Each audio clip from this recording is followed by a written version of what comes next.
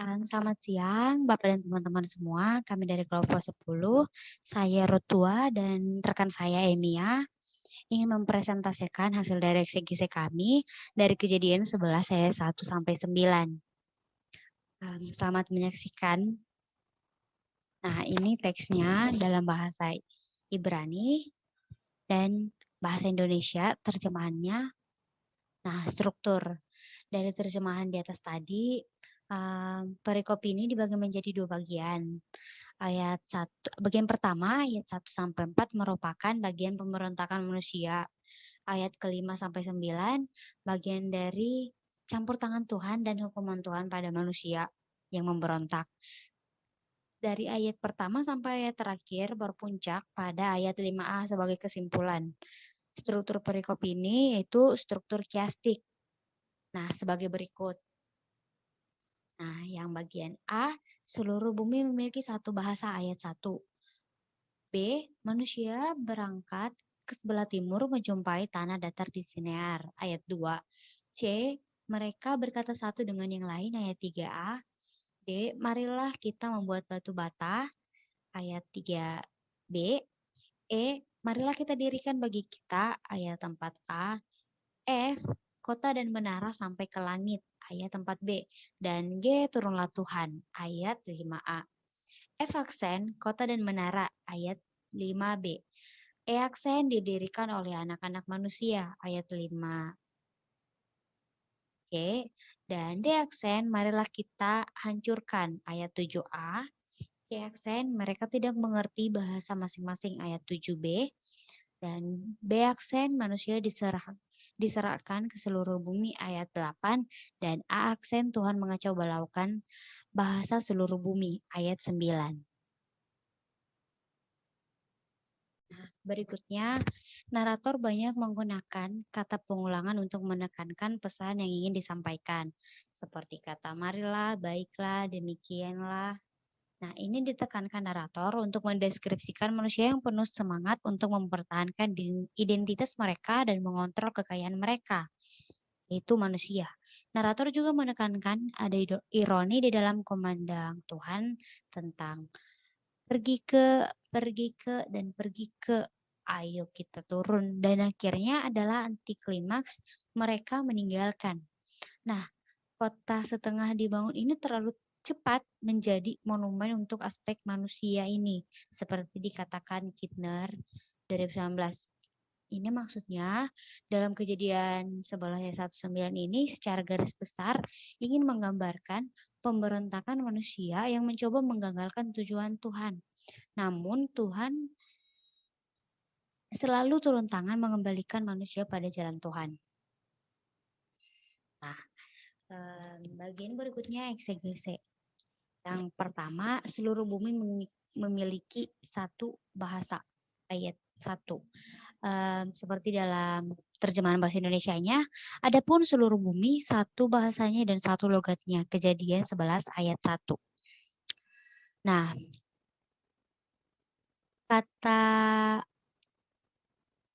kata wahyi dalam ayat ini mempunyai suku kata imperfect, memberikan gambaran sebuah kejadian yang terjadi pada masa lampau dan sudah selesai pada masa lampau juga. Kemudian pada frasa sapa ehad udebarim ahadin menunjukkan bahwa ayat ini berhubungan dengan kisah sebelumnya, yaitu kisah Nuh. Nuh di mana Nuh Tuhan menghancurkan seluruh umat manusia dengan air bah dan menyisakan Nuh dan keluarganya dalam kejadian 6 sampai kejadian 10. Nah, seperti yang dikatakan seorang penafsir, Bruce Keywordkey melihat bahwa ada masa di mana seluruh manusia memiliki satu bahasa dan perbendaharaan kata yang sama. Nah, penulis memperlihatkan kesatuan antara kejadian 10 dan kejadian 11 menunjukkan bahwa kejadian 11 merupakan kelanjutan dari keturunan Nuh, mereka yang memiliki satu bahasa yang sama. Sehingga penekanan ayat pertama ini itu pada bahasa dan logat menjadi pusatnya.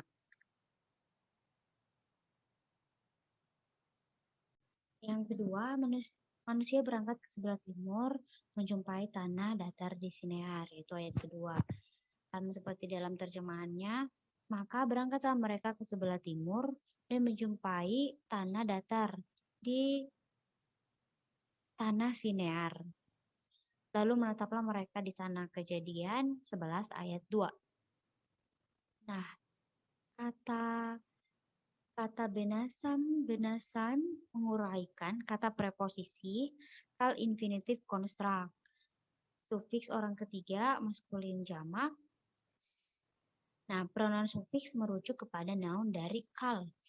Itu berarti semua, yang berarti semua dari Kejadian 11 ayat 1, seperti dalam Kejadian 11 ayat 1.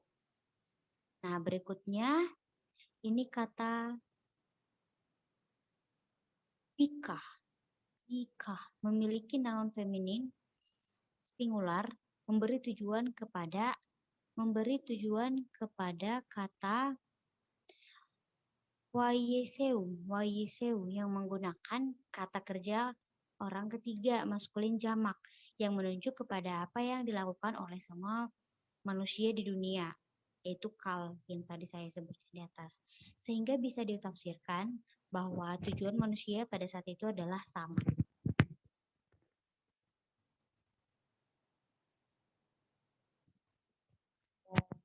Yang berikutnya, ya, mereka berkata satu dengan yang lain, marilah kita membuat batu bata. Ayat 3. Seperti dalam terjemahan, mereka berkata seorang kepada yang lain, marilah kita membuat batu bata dan batu bata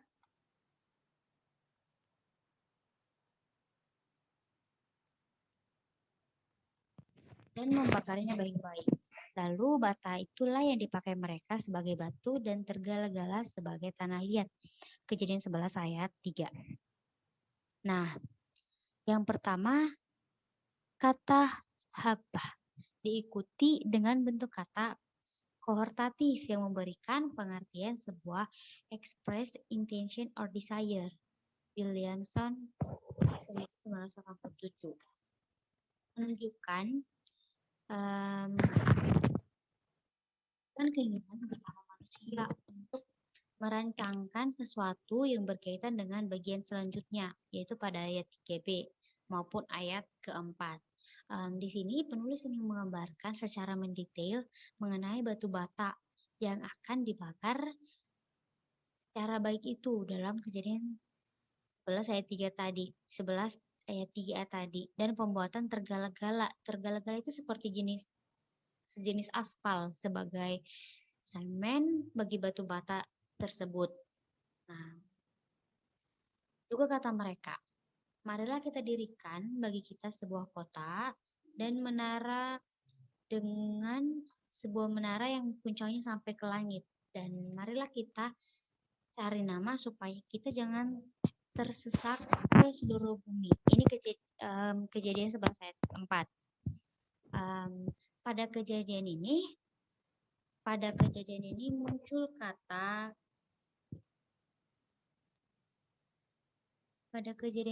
kata habah seperti dalam ayat ketiga tadi. Nah, pengulangan ini membentuk suatu repetition bertingkat yang menunjukkan suatu keinginan atau hasrat yang lebih mendalam dari manusia itu. Hal ini dapat dibandingkan bahwa pada ayat ketiga berbicara tentang proses pembentukan, sedangkan ayat keempat berhubungan dengan pencarian nama dan keinginan manusia untuk bersatu. Seperti dalam Kejadian 11 ayat 4b. Nah, frasa berikutnya boleh kita baca, itu dalam ayat 4b, menjadi motif utama pembangunan Menara Babel. Nah, awalan konjungtif dan imperfect dari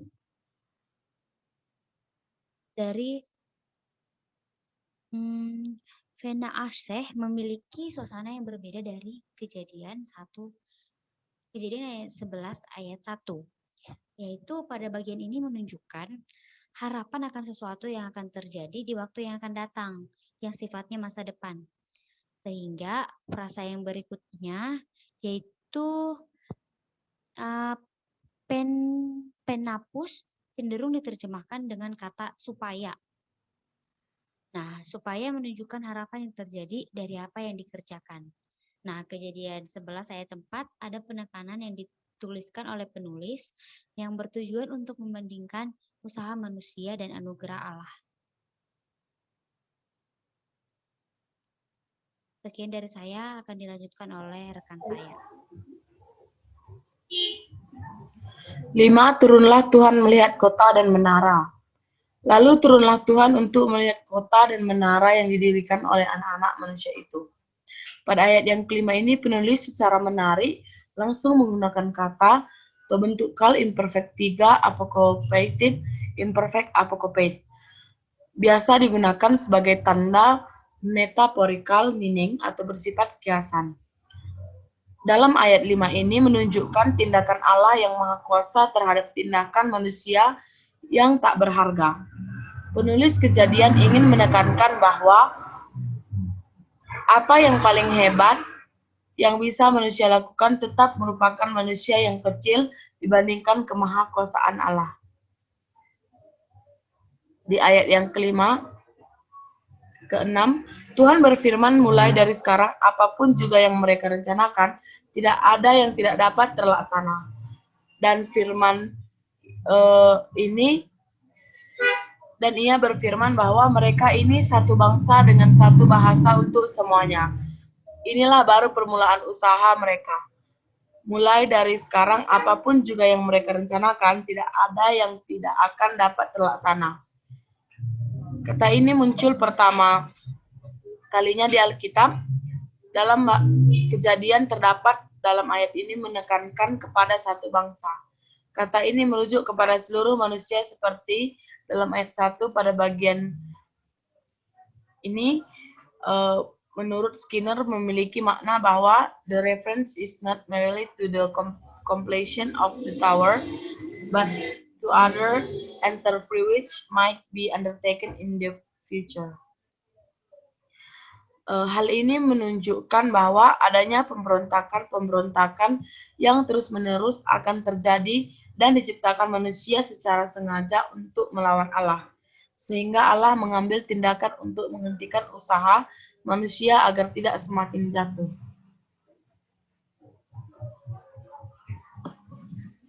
Yang ketujuh, Allah menghancurkan bahasa mereka, di mana mereka tidak mengerti bahasa masing-masing.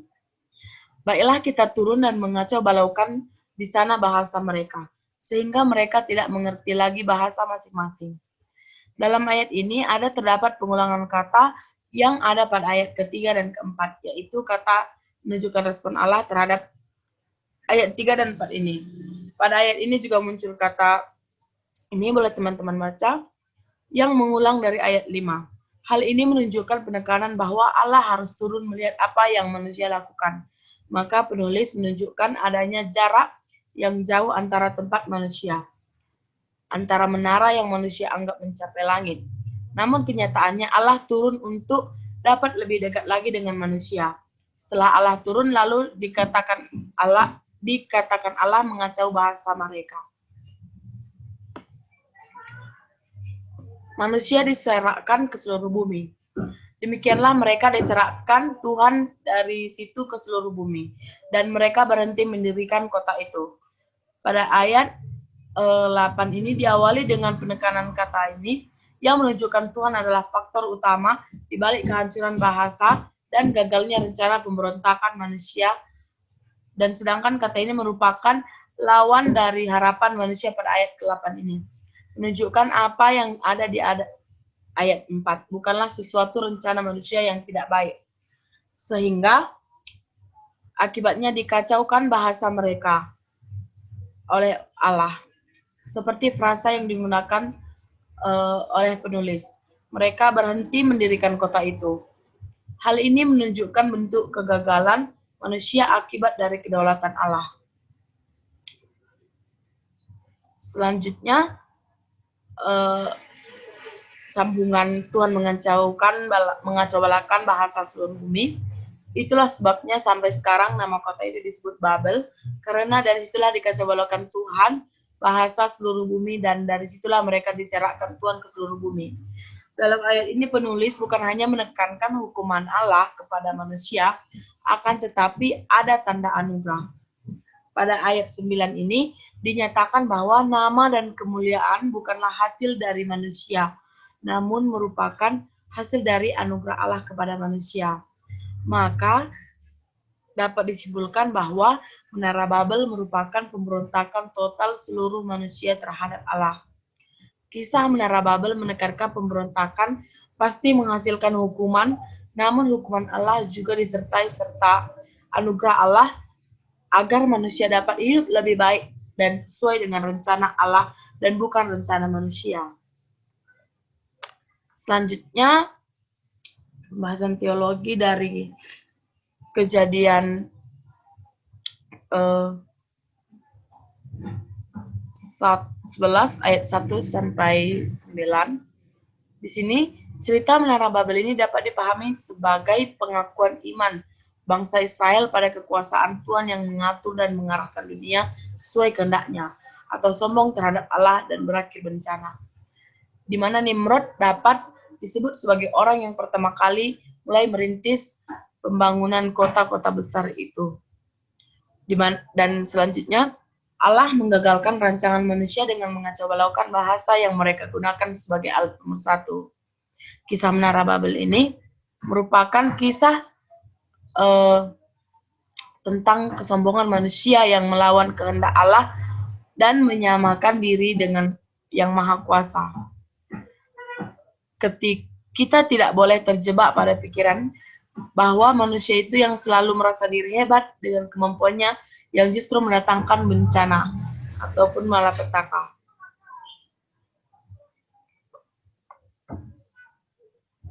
Di mana kemampuan manusia berbahasa bukan untuk merancang yang jahat dan menyampaikan ujaran kebencian di tengah masyarakat yang luas, di mana Tuhan dapat membuat kita gagal dan jatuh jika kita sombong, supaya dengan demikian kita hidup dalam kehendak-Nya. Yang kita cari adalah kerajaan Allah dan kebenaran-Nya. Tertulis di Matius 6 ayat 33. Dan bukan kerajaan manusia dengan segala hawa nafsunya.